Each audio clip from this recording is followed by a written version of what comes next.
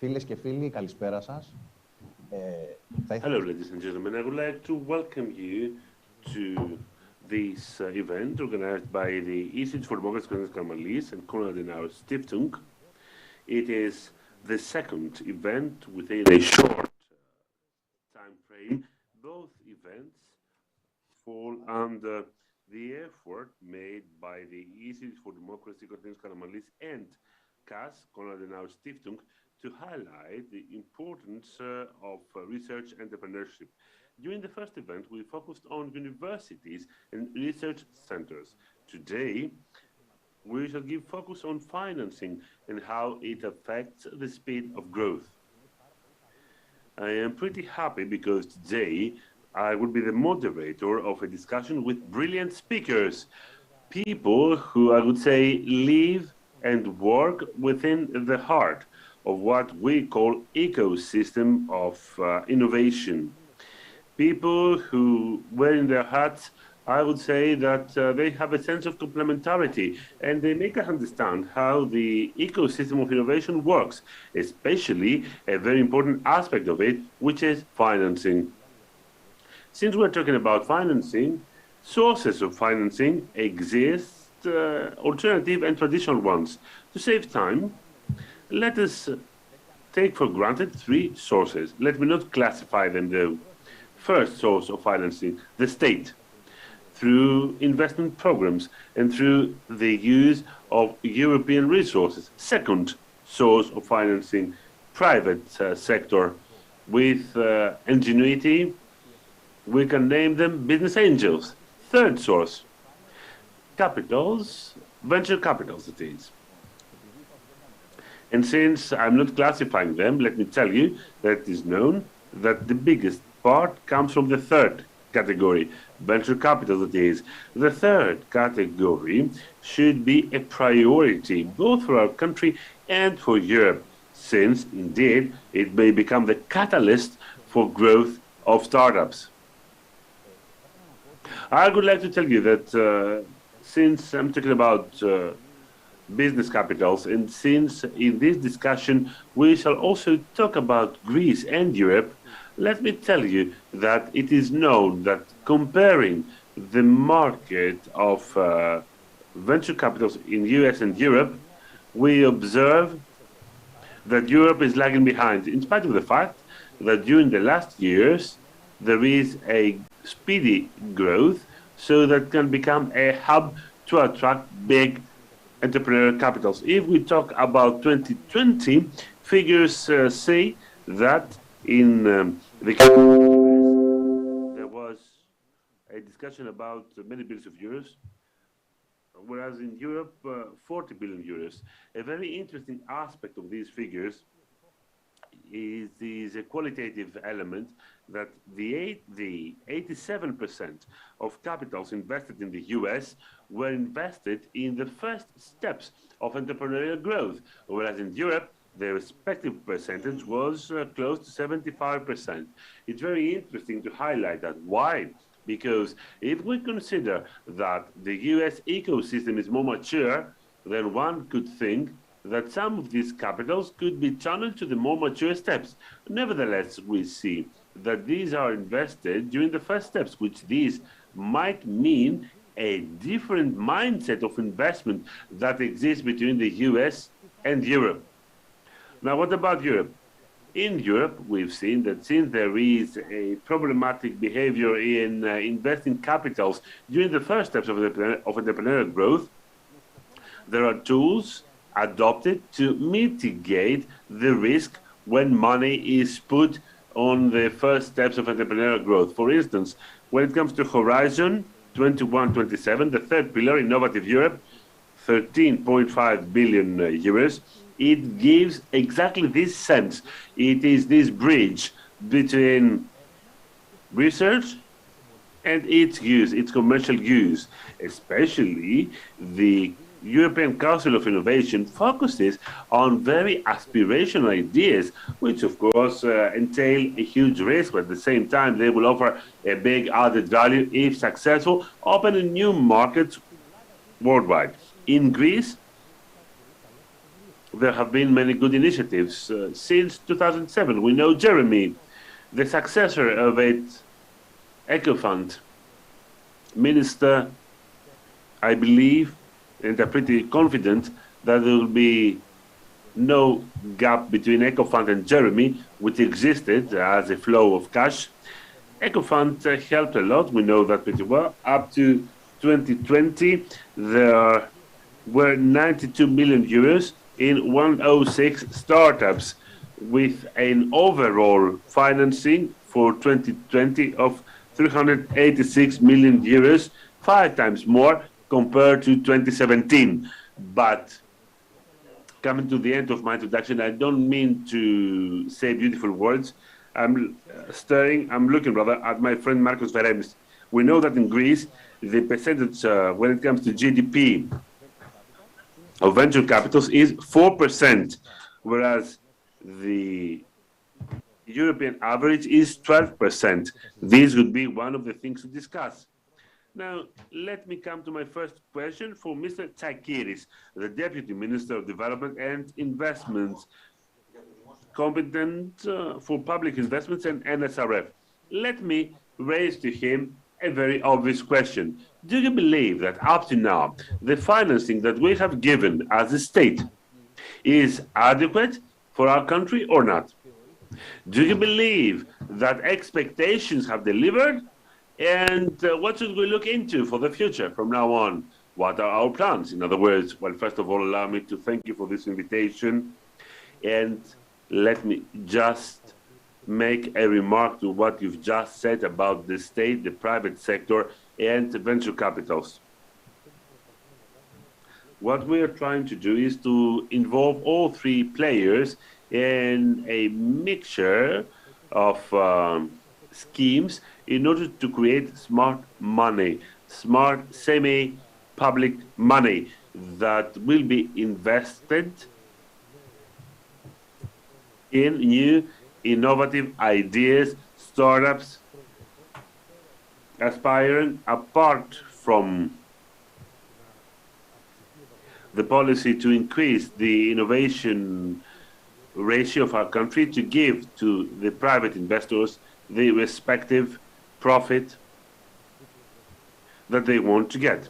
Now, when it comes to your question whether financing is adequate or not, right now, we have had significant steps when it comes to the ecosystem of financing startups or innovative businesses, starting from Jeremy, indeed, at the beginning of the crisis, I would say.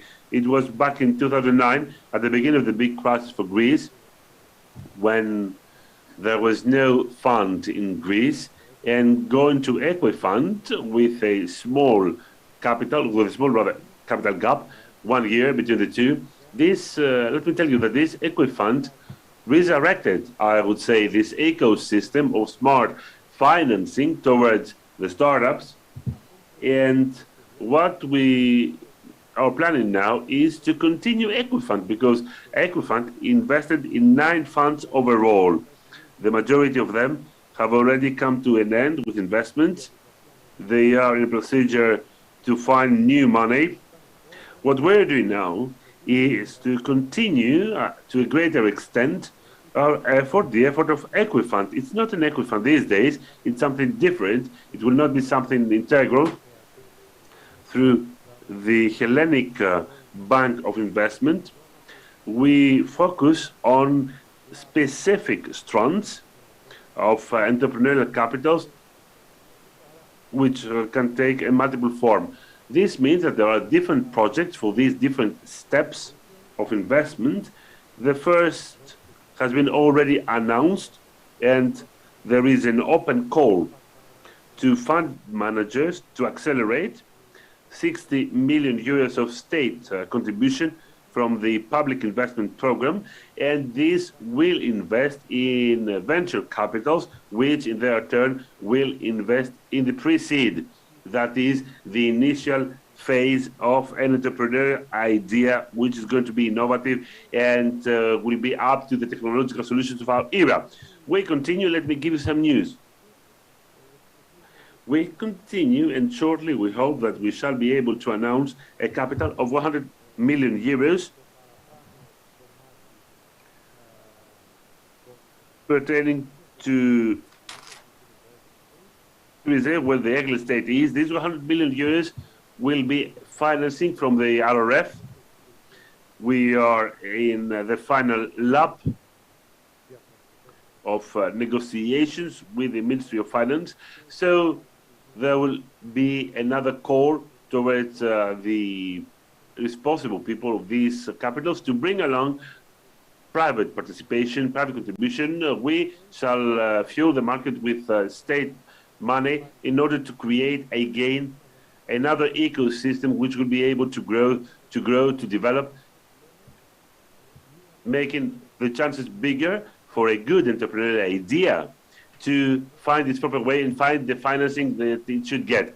Let me also say that the connection between the state money and the private investment, if this happens under the umbrella of best practice in Europe, as we are doing in ERT, results are visible. From Equifund and from Jeremy, we saw the results. We have sales, we have successful results, we have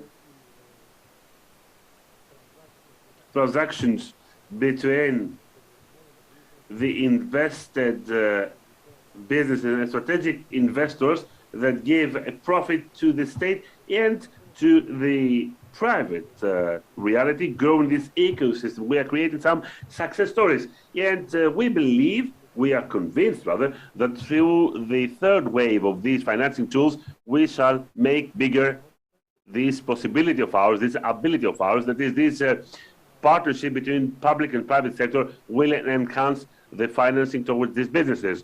Thank you. You said that there will be financing for all the phases of entrepreneurial use of research. So one more question. In your plan, do you have something that will be about startups of different risks? Well, no. We believe that the risk, or rather, we can leave the risk to be evaluated by the ones that will manage the programs. As a development bank of investment, we can see the business phase. Then we shall leave the market to take the decision where the market would like to invest, how. Let us not forget that we are obliged by the European Commission to create no distortions in the market, because then there will be some issues of state aid, etc., etc. We shall not judge the sector. We shall not judge the risk. We leave it upon the administrators. We leave it upon the fund managers that will be judged by the different investors. Well, I think that the Deputy Minister has given lots of food for thought. Now, let me turn to Markos Veremis, CEO of Upstream, partner BigPi. Let me echo what I said before. What is the reason, Markos? Why do you think that this 4%, this 4% is quite low when it comes to investments from VCs? Why do we have this 4% up to now? Why are we stuck with this 4%? And what should change in specific so that this 4% could become much bigger? Because as I believe, and as I said before at the beginning, it is the cornerstone of investments and of growth. Well, first of all, 4% sounds surprising. Well, that was the case, actually. Well, Yiannis, our GDP stands at 300 million, isn't it? Well, according to the old figures, well, let me facilitate this discussion. Says the moderator. But in order to be accurate and precise, 4% sounds overstated. Well, it stood at 4% in 2019, but let us not insist on that. This is what I wanted to say. It is too low, okay? It is too low. But in your opinion, what have we failed to do in order to stand lower than the European average. Greece has not had any tradition whatsoever in the sector of applied research transformed into entrepreneurship. No tradition at all in Greece. And to tell the truth, when it comes to the GDP, vis-a-vis the field of technology, software, meditech included, of course, that is technology, right? I mean, when I started as a businessman by founding Upstream, that was not existing. It was a non-existing sector. So technology in Greece would function as imported. So we used to be dealers of technology imported from abroad. So there used to be, I mean, IBM and Oracle used to be imported, used to be represented here. And on the other hand, there used to be large companies working for the state, for state works, or the somehow peculiar Greek tax system with packages, fiscal packages, etc. And that used to be the case for at least 10 or 15 years. So this is the birth of a new sector we are talking about, the emergence of a new sector which did not exist. Now, the first question to ask is why we did not have such a sector here in Greece. Well, an obvious reason is that the internal market would not uphold it, so there was no demand for it. That is the first reason. The second reason is that if we see overall how the Greek economy used to be, it was not lucrative to work like that. So there were other meaningful rules in the Greek economy, and I'm thinking of the periods in which Greece would rely on borrowed money that would create a sense of artificial growth. That was the era of the franchise. Yes, well, let us put it that way. And the third reason is that our education system and our business community would not encourage the young people to follow that direction. There was not that model or role model. There was not success stories in this sector. Now, thankfully, this has changed thanks to the crisis. This is one of the few good things that this crisis has brought to this country, because certainly it has encouraged people to come up with exportable ideas in a quest for things that can be exported in order to be up to the expectations of the world market. And I believe that several groups of people, by following that reasoning, have become innovative.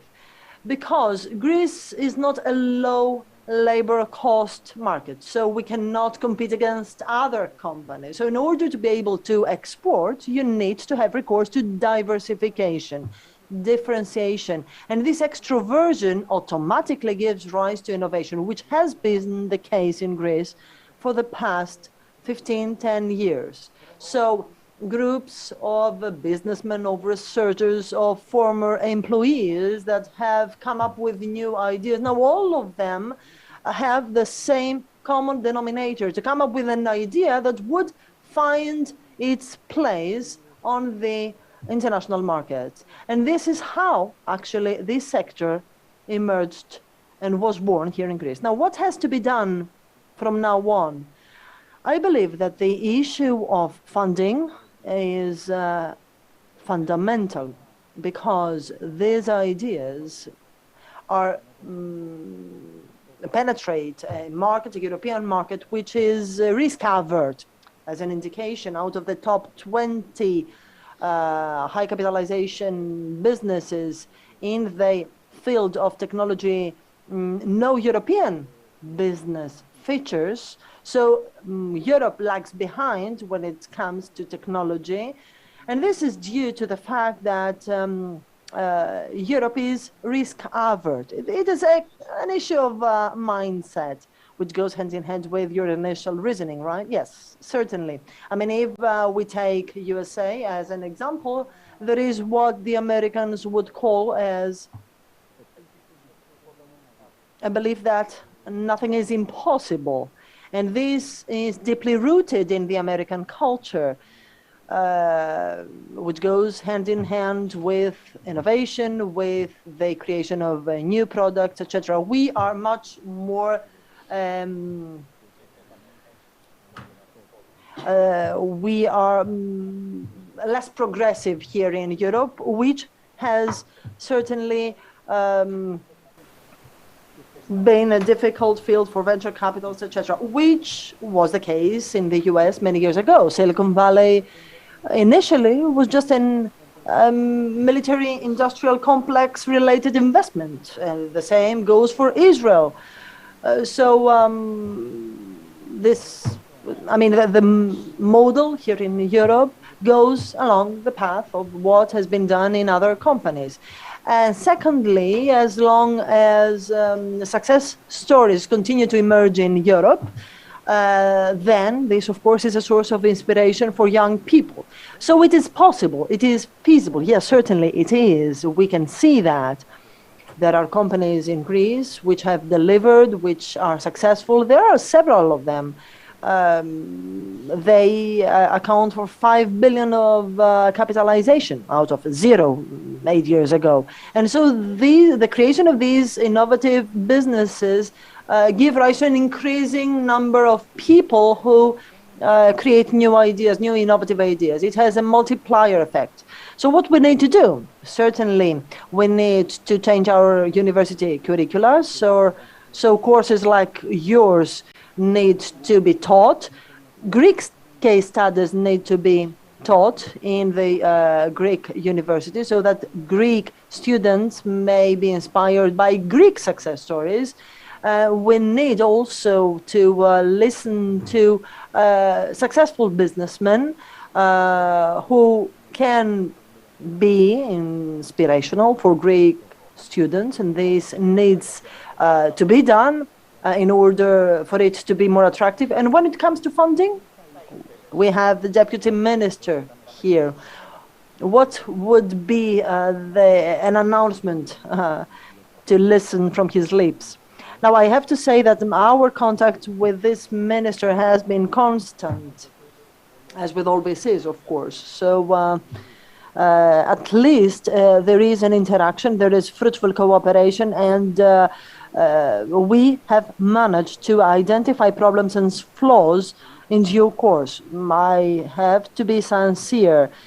We have delivered when it comes to early stages with Angel and Pre-Seed. We also deliver when it comes to Series A and early stage. Certainly what I would like to see in the future is venture debt.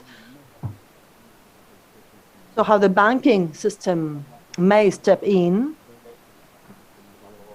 And so a percentage of funding will be contributed by the fund, which then is matched through bank borrowing, which will certainly enhance liquidity and dynamics.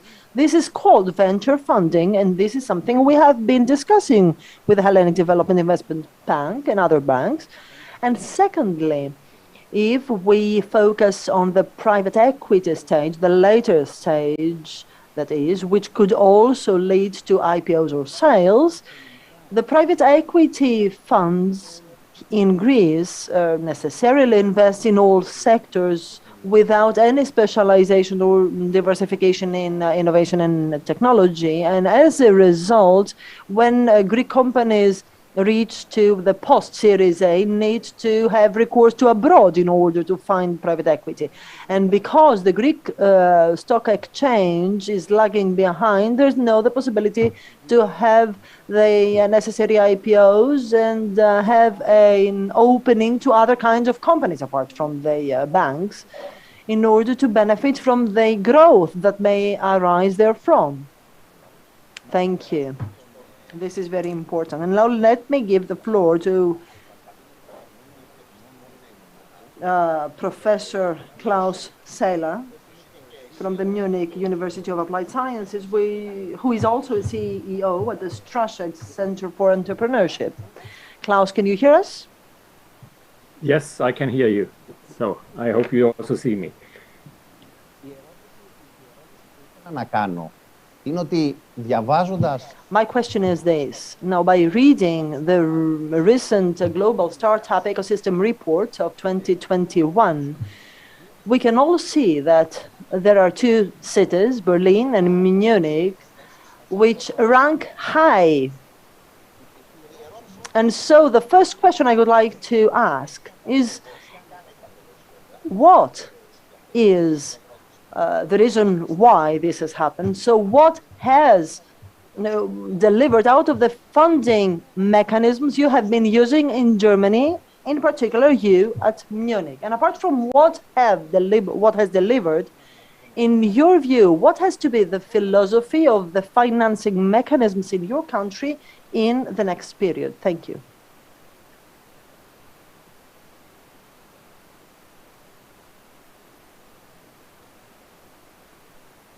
About a lot of important topics, in my opinion.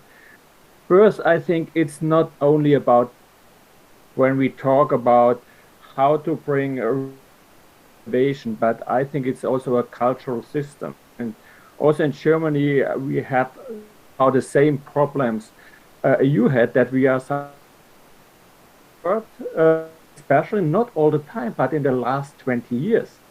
Because think about, after the Second World War, I think Germany was quite innovative, even when it was not all about capital, but it was more that we took the risk to bring innovation to the market. And so I think also in the 60s, Munich was quite interesting because we were one of the poorest areas in Germany. And so we started with this cluster and high-tech agenda, and so we got again innovative. And I think so we found out that Berlin was much better regarding innovation than Munich around 10 years ago, I think.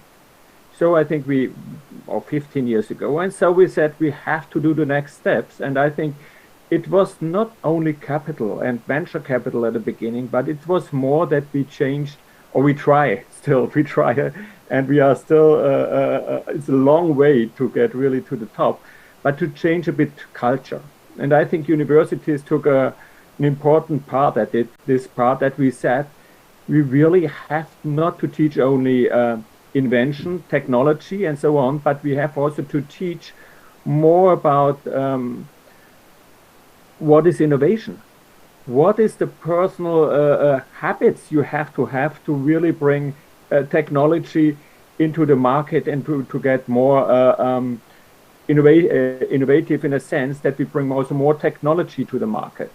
And so I think what was also important that we then tried to bring or to create an entrepreneurial ecosystem, that we also convince established companies that it's not about only to get stronger and as an established company, but that you have to bring also perhaps, let's call it open innovation or however you want to call it, but to bring different partners together to really push an ecosystem in this way.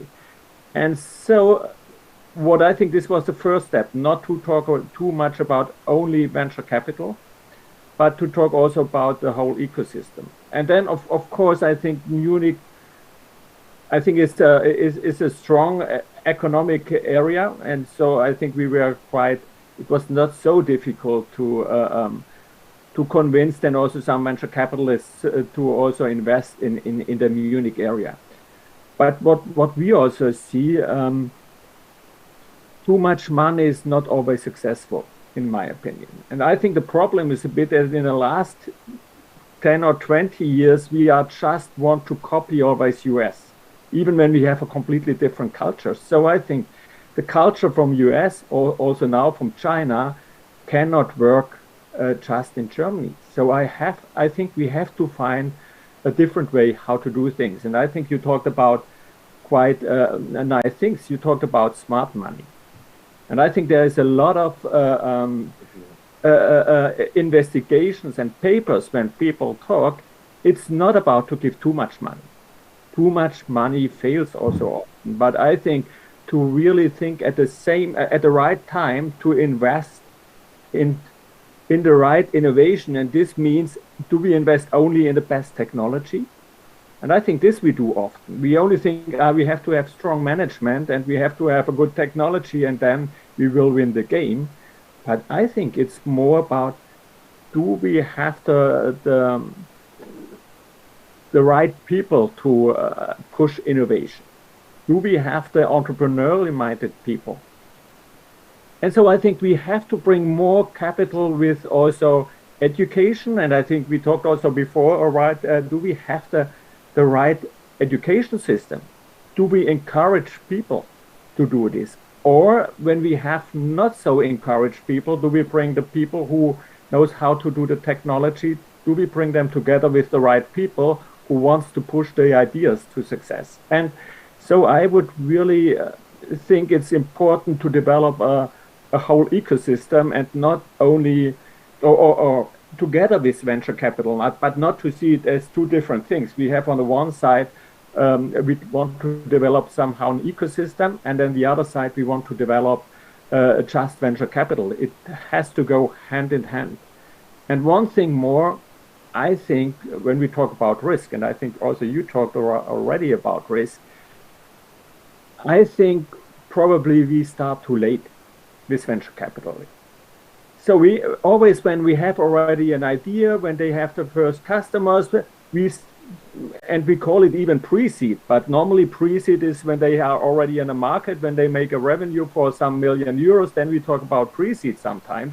I think we should start much earlier to help and to encourage with few money, really in the early phase, a lot of innovation to push it then to the market. And perhaps we need not only a pre-seed fund, but perhaps we need pre-seed funds. I see in Germany, and especially in Munich, a lot of even big venture capitalists start with this idea, not to invest too late, but really already in university activities, even when they are even not have a company, but they see there are great potential in ideas and so on.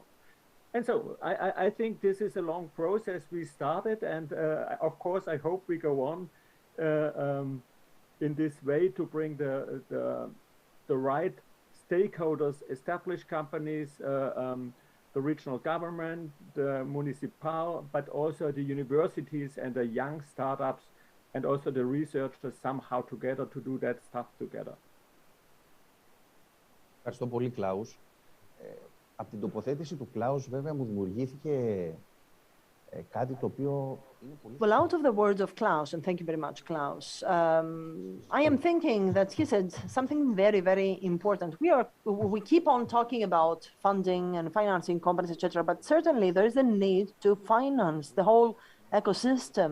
So we need to finance facilities, infrastructure, or the technology transfer infrastructures, incubators, the entrepreneurial centers of entrepreneurship and universities. I mean, many of these facilities, of these premises, do not have the necessary resources, although they have to play a critical role. And so, yes, I do agree with what Klaus has said, and what he has said has actually made me think of an idea about where to focus on. Thank you so much for that. And now I would like to give the floor to the next speaker. Certainly we all agree on the leading actors, that is to say, the startup companies. So we have two of them. We have Sergios Katsaros, head of commercial and finance of BIOPIX, and we have Thanos Stúmbos, co-founder of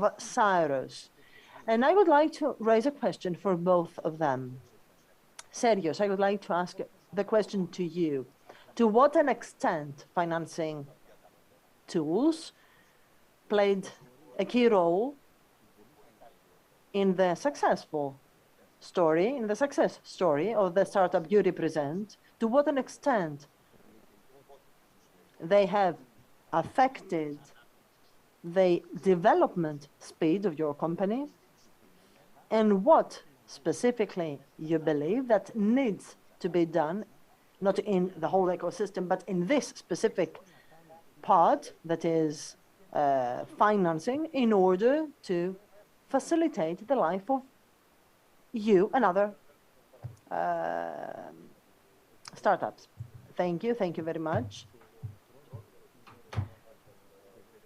It is a privilege to be here on behalf of the higher science startups, which may probably need more financing than the others. And I would like to start from something Professor Sailer said about the pre-seed. This is proof of concept. It is called proof of concept. In our case, even before I approached the group of researchers at our department, the scientific park of Patras had financed our laboratory with some thousands of euros. And this is a, people are wondering why I say that. Now, the scientific park of Patras financed a functional prototype with 50,000 euro. And thanks to that money, they managed to attract me, who I decided to believe in the idea before taking the risk. That very functional prototype was also rolled over at the equity funds, Metavalon VC, which funded us. And without that very 50,000 euro, probably this company would not have developed and would not have existed. So we need this proof of concept, and this proof of concept is fundamental for these ideas to materialize, to be transformed into a very concrete idea. And then the European Commission also funded our idea and another of 7 ideas. So without this available funding, probably our company would not have been able to go on the market. The seed funding for hard science is very low. Our competitors in the US would receive 10 times the seed funding we received, and very early they managed to receive 100 times more money than that. So with that very low financing, we managed to be stubborn enough to work very hard in order to make it work. And now we will try to try our destiny, our luck when it comes to Series A. Hopefully, the new instruments that have been mentioned by the previous speakers will help us. And what actually made me happy was to listen to the debt-related capital. And this is very important because the problem of these companies is that maybe money is there, but at the end of the day, this company will not be in the hands of their founders. Of course, the founders. So this instrument will help the founders to be somewhere there. And hopefully we will also see more money coming as an initial funding. Anything else? Well, nothing is missing from our discussion. I can agree. And I may highlight what was said before. Let me tell you that this is a new culture. This must be built. That is the motto that I participate somewhere. I'm not a researcher. I always wanted to participate in such an effort. And this is a kind of mindset that is being built. The new kids should not be all lawyers or doctors, but even so, they can enter such a procedure. Well, very important. Thank you. Let us go to Mr. Stoumbos. Can you hear me, Mr. Stoumbos? Are you with us? Hello, hello. Hello, good evening to all. Thank you so much for this invitation. And this is a good opportunity to say a few words, be in front of the camera. We are glad to have you. Thank you so much. Pretty much everything was said. Being the last, I'm trying to think of any novelty to tell you, not to repeat what the previous people have said. Well, it is sure that you can be innovative. Yes, okay, thank you. Well, Mr. Katsaros said many things, but there is one difference. I'm older than all of you, first of all, and second, I am on the side of researchers. My partners and myself, the whole team that founded CYRUS, we are researchers. We work on the development of technology. Mr. Katsaros knows that we need people like Mr. Katsaros. We are in need of people like Mr. Katsaros. We haven't found any Sergios Katsaros for our team. We believe that we can do it shortly. Sorry to interrupt you, but this is beautiful. This is one of the very beautiful things, to have successful companies. Markos alluded to that before. That is, staff of the company, executives of a company with a huge experience. They are quite successful, and this experience can be channeled to other startups. Exactly as you said, Markos, this will have a multiplier effect. This is very important, what you are saying. Very important for you, Sergios, as well. Using the name, and I hope that they can have this opportunity. Using the example of Mr. Katsaros, I would like to stress, Mr. Tarantilis, the following. We, being a new company, because CYRUS is a new company established for the last 2.5 years, we need people like Mr. Katsaros, being from the side of researchers. Then, second point. We talked about the financing tools, the role of these tools. Mr. Katsaros, Mr. Veremis talked about this important. They are very important, because without these tools, we couldn't mobilize the whole ecosystem, and there couldn't be any relaunch. You said that before. You talked about it some years ago. There was a gap. I cannot recall the exact time of the gap. The deputy minister talked about 1 year gap between Jeremy and Equifund. Then the whole ecosystem restarted. This was very important. And of course, it was based also on the fact that during the last years with Equifund, with Elevate Greece, and all the different funding possibilities that were available for us, both nationally and at the European level, something was done. Things were improved. We are lagging behind compared to other countries or other conditions, but something now is on the move. Now, we are researchers, as I told you before. CYRUS is a company that moves in the field of industrial product. This has a difference compared to other things. It is one thing, having a product like ourselves. We're trying to build a new innovative compressor of hydrogen. As you've heard, hydrogen will be a new energy field that is expected in the decades to come, given the climate crisis, to become a very important part of the energy mix worldwide. I imagine that I wouldn't have to elaborate on that. And we're talking about an effort, since compression is very important because it is a very light gas, to get a big mass of hydrogen and put it into a reservoir or into a car tank to move the car. Then we must compress it. It's a technical issue, and at the same time, it is a financial issue. It also pertains to the environment, about how this compression would take place in the best possible way.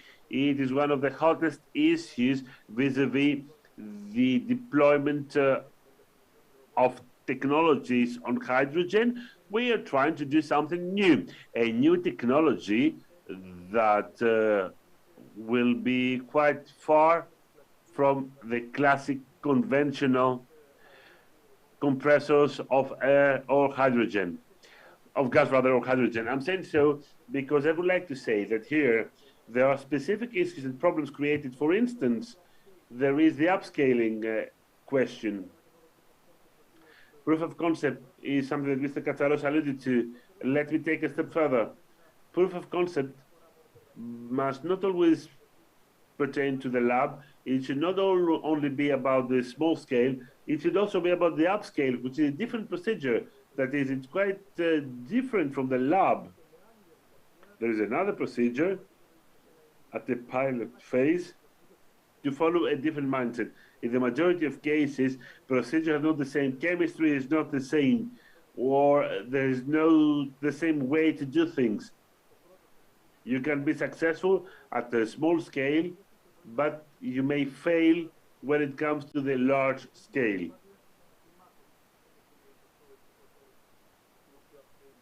You might be of failure when it comes to the upscaling.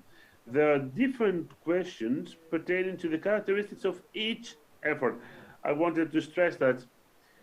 And a second feature is about the development effort of an industrial product. Let's say a device like a new hydrogen compressor. I'm talking about the fact that the market might overcome you, not in the usual way, but I mean that when it comes to hydrogen tech, since 2020, there are different norms at the European level. What you designed initially, your objectives, so the technical requirements, etc., on a product, what you are trying to do and what you are to upscale, these will change quite rapidly in just 24 hours, because when hydrogen gets a place that is higher compared to some months ago when it comes to its participation in the futures energy mix, then, as you might understand, everything in this specific market changes overnight. When you build something which is not built on a PC, you cannot parameterize things or click on some new codes or figures. You must react to new needs set by the market, following its rapid pace. So this is quite risky. This is quite dangerous. You must face all these risks. And of course, we shall need some assistance. Let me also say the following. I'm trying to say some things quite rapidly and not repeat what the previous speaker said. Let me also say, let me stress something that was said before. Before you said that we didn't have such a tradition in Greece, we didn't have the mindset in Greece, and Mr. Sailer talked about it as well. This is quite correct, and of course this is valid. But let me add that we, in Greece, we had another vulnerability.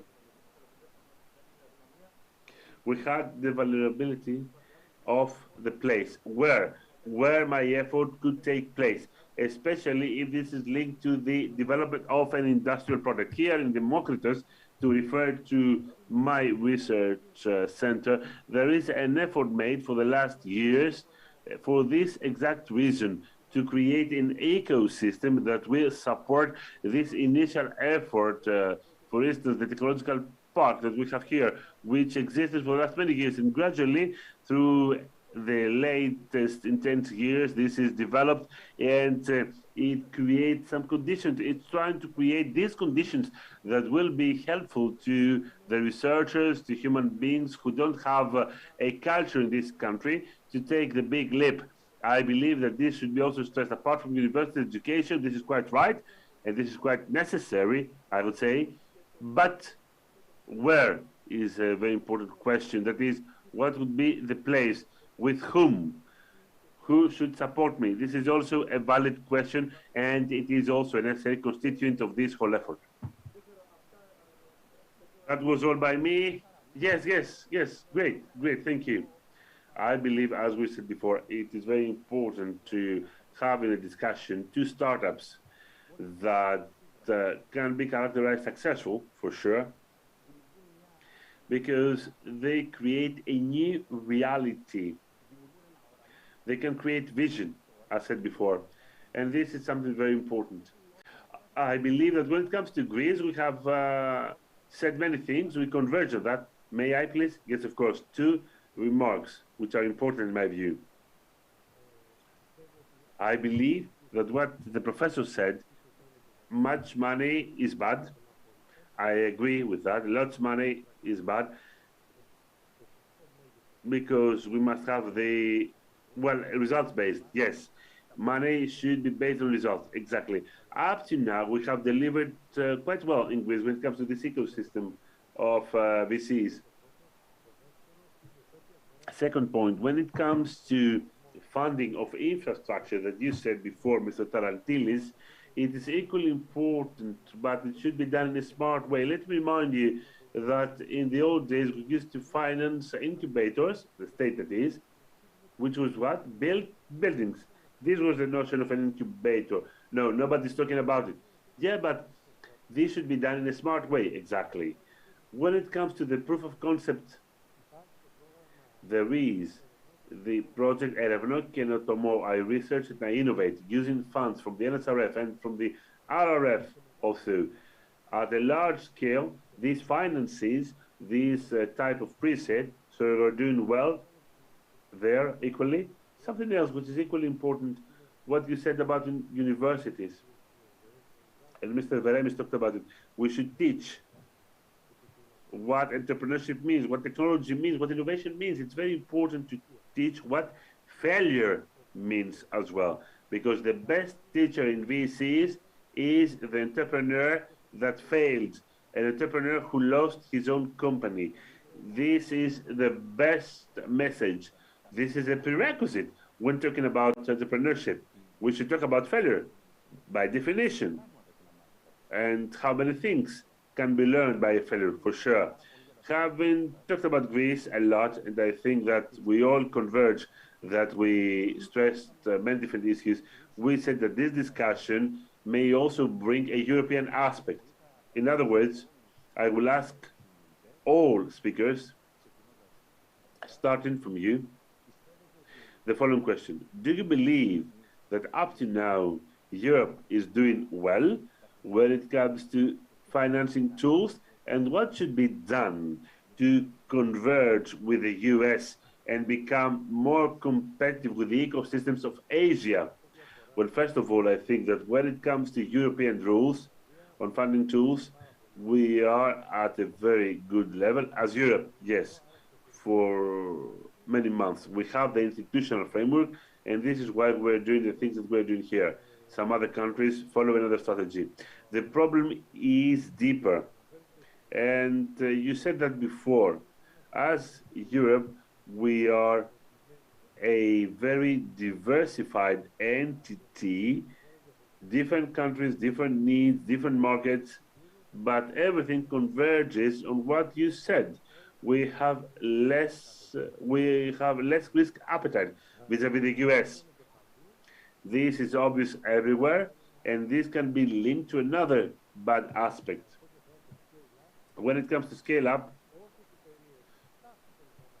these companies that will be financed, the ones that will be success stories, all of a sudden, all these businesses either will be sold to US companies or to Chinese companies. So we end up with what Mr. Veremis said. No European company is within these 10 biggest in the world. Why? Because when there should be a mechanism in Europe to keep technology in Europe, this is what I mean. This is my question, said the moderator. There has been a debate for the last many years at the European level that is establish a pan-European mechanism, a pan-European fund, a facility, as we call it, that would finance this scale-up. That is, when a company reaches a point that cannot be financed by a European VC or private equity, and by definition they go to an American one, or they want to sell a part of the business so that they can get funding, there must be a mechanism that will give this fund, and this should remain European. For sure, we can accept that there is globalization, but the company should remain in Europe, because you understand the impact of that in labor costs, etc. Marco, well, I think that having started,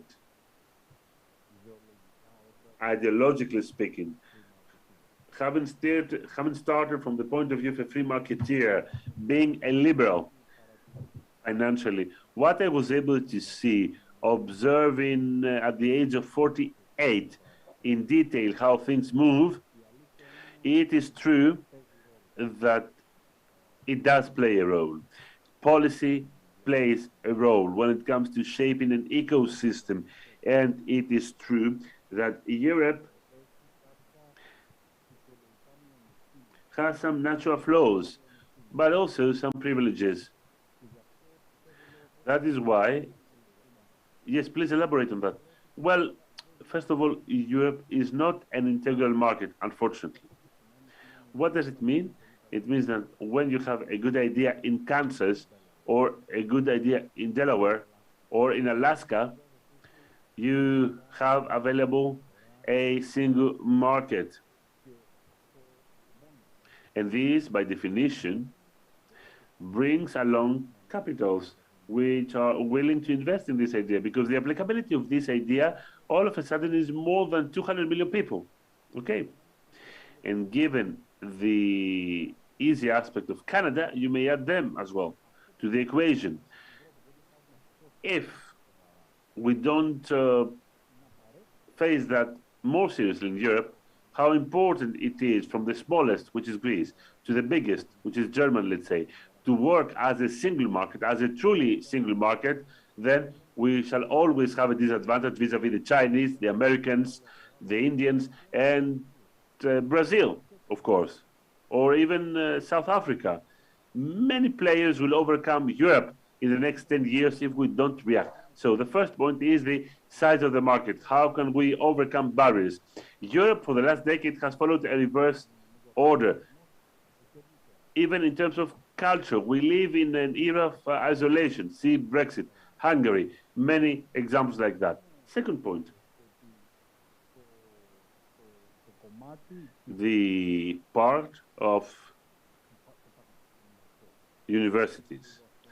We must accept that. We must see that. We must look into that into the eyes. In Europe, not just in Greece, there is a fear. There is a fear when it comes to the coexistence of a business with a center of knowledge, a university that is. It might be better, things might be better in some countries compared to others, but even France, let's say, has this problem. They want companies to be ousted from universities. The same goes, in many countries. We must be speedier in this sense, because in the US, there are different examples, many different successful examples of coexistence between the two. And I think that this can be replicated in India. Now it's replicated in China and everywhere. So this is my second point. This coexistence, yes, but I observe that you focus not only on funding tools. Yes, but please, if I may, because in essence, a person, your approach is very true. One could reply to a question using the following logic. Wait a minute. What about financing tools? How do they work in the US vis-a-vis Europe? Are they different in the US vis-a-vis Europe? Do they work in a different way? Well, financing tools, well, let's pay attention to that. Let us not here put a label to things. Financing tools very often echo a reality in the US. There is the will to take a risk. There are other tools because there is a big single market. Universities create graduates who become entrepreneurs, and one brings the other. The European Union quite rightly pushes these financing tools domestically. But let me remind you what's happening in Greece with all these growth money that we have gotten for the last 30 years. A big discussion, yes, indeed. In other words, as Yiannis said quite rightly, well, the way and quality matter, not quantity. Let me highlight some structural problems of the European market, like education and proper functioning of the single market. These should be faced. I shall not argue that this is tremendous. No, in some sectors, some progress has been made. Am I right? See the example of GDPR.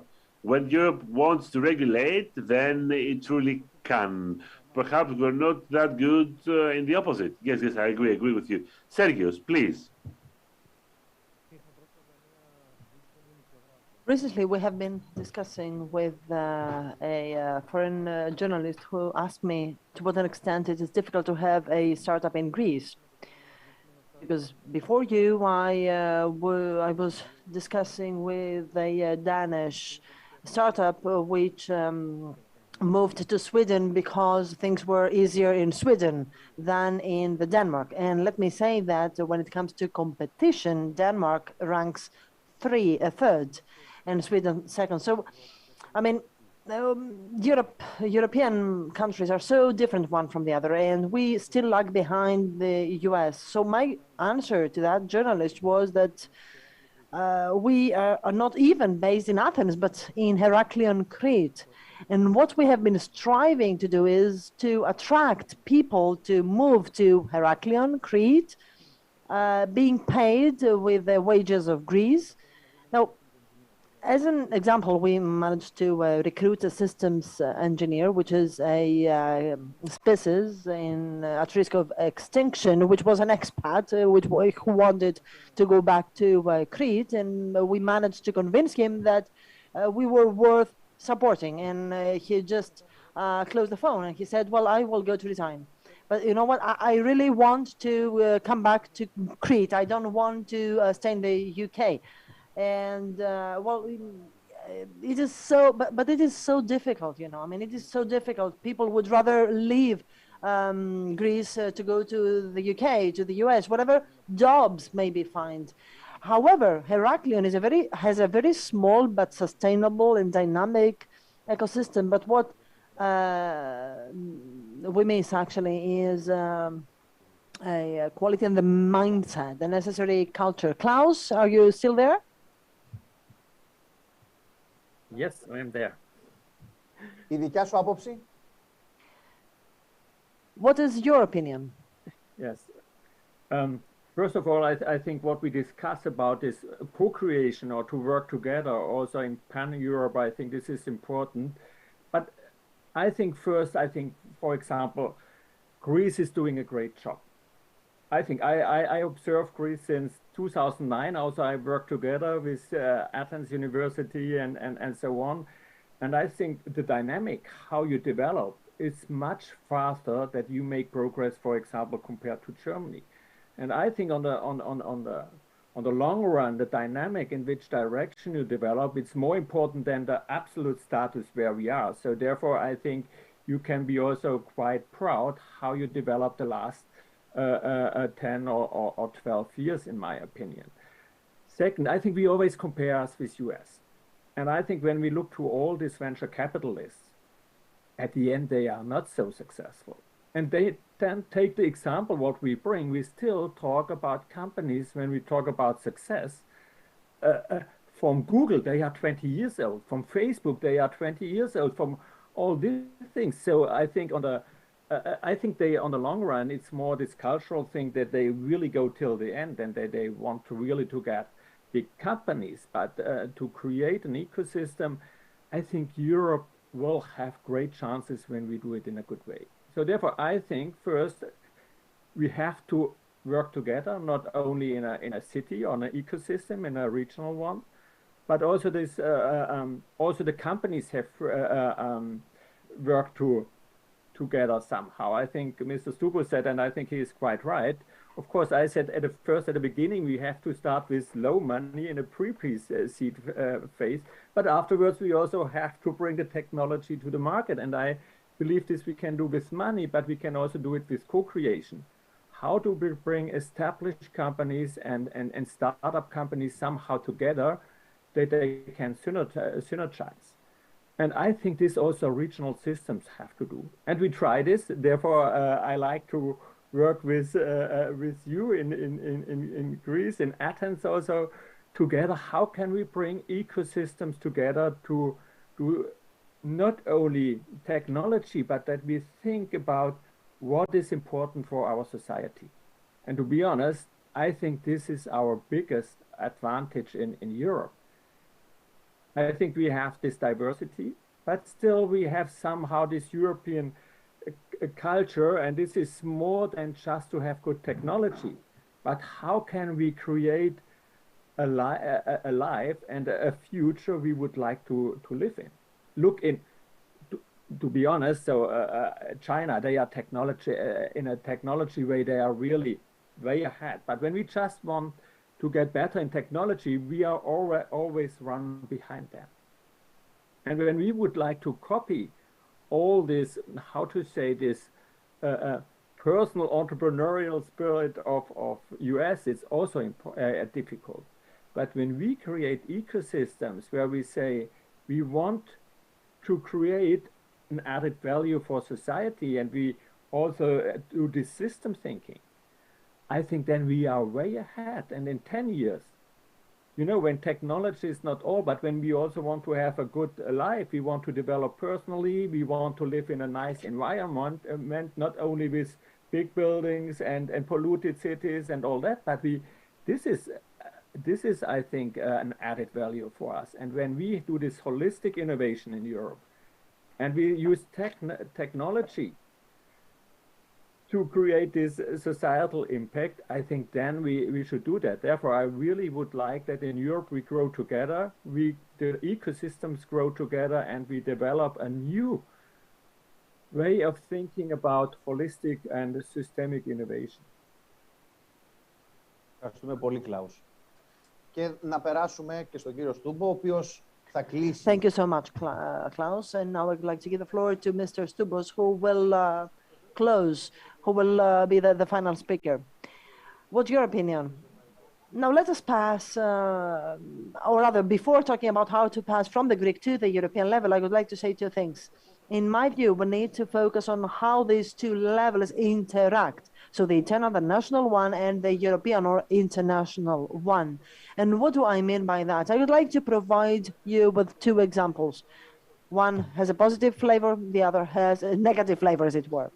Now, when it comes to the positive flavor one, I would like to talk about the national financial instrument mentioned by the minister, but what also matters is what happens through Erevno Kenotomo, through the Research and Innovate program we have in Greece, may interact or may go hand in hand with things that apply to Europe.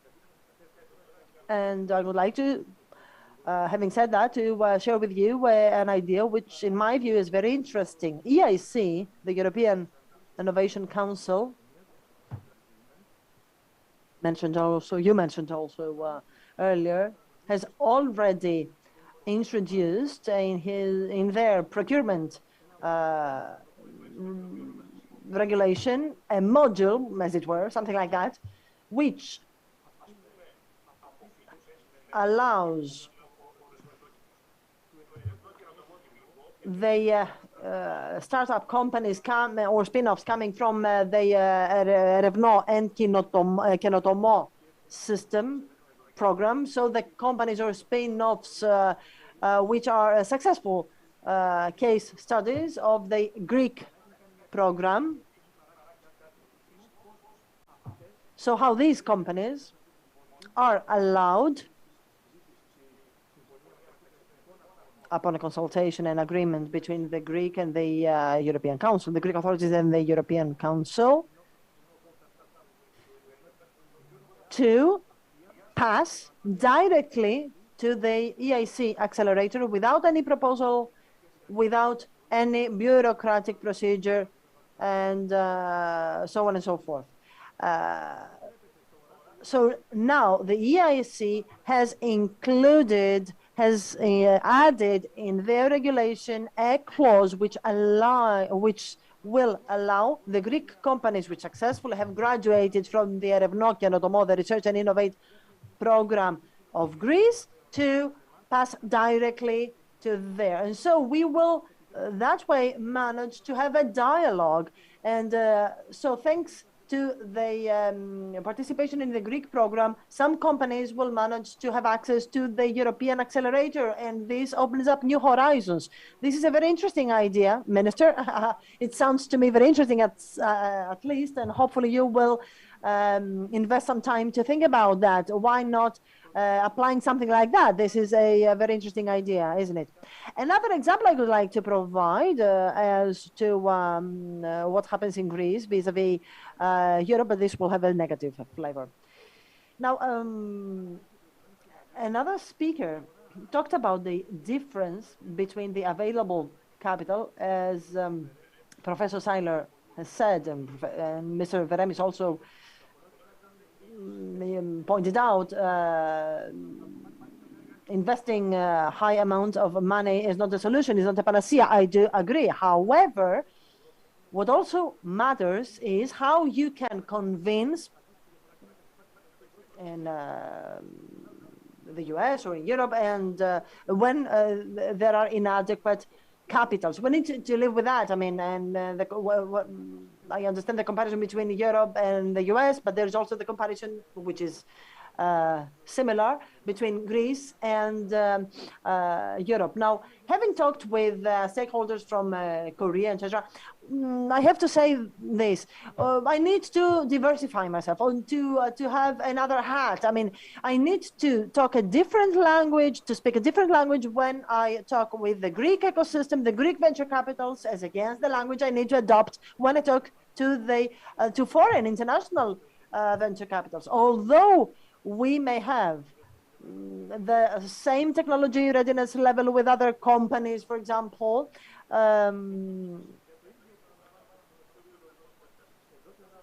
in Greece, I can attract low amounts of capitals, which, if I manage to forge the right narrative abroad, then I manage to attract more money. I mean, although I am small, exception be made if some foreign capitals, some VCs of abroad, see us as too small, and so they just don't invest any time in just assessing our case. Okay, so sometimes we are too small, or our problems are considered too trivial for international venture capitals, you know, and this is a problem for us.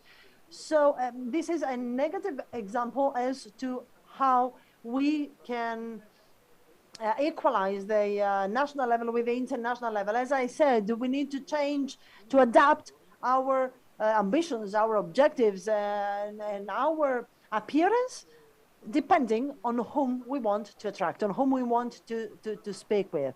And having said that, we need to have an overall idea, not a fragmented idea. And let us not focus just on the national level. We need to be able to move across the levels by perceiving the difference between the levels, which are tangible, of course, and by also taking into account the differences in the levels, so between the national and the international level. Hopefully my examples have been eloquent enough to transfer my idea.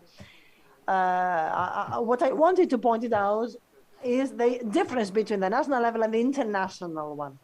Thank you so much for the suggestions. Now, by way of conclusion, I would like to repeat once again that both our institutes, the Konrad Adenauer Stiftung and the Konstantinos Karamanlis Democracy Institute view so important this sector. And this is proven by the fact that this is the second consecutive event on the same sector. So this, to us, is a very critical issue. It stands very close to our heart. Having said that, each and every one of us, no matter what our origin may be and what our hat may be, in my personal view, need to keep talking on that in order to raise awareness of society. It is very critical to see what we have been discussing here and last time,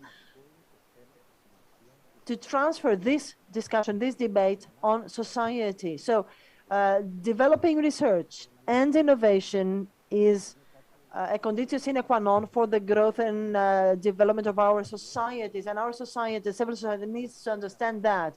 It is critical for the level of in our country. And you know what? Usually, the results, the outstanding results, the mature innovative ideas, and the results of our research institutes, of our universities, and the ways, the multiple ways in which the innovative ideas, the innovative technological ideas may be translated into bankable products is utterly unknown to the civil society. So we need to raise awareness. And thank you so much for having shared with us your precious contributions. Thank you, dear friends. Thank you for the food for thought you had provided to the discussion. Thank you very much. See you next time.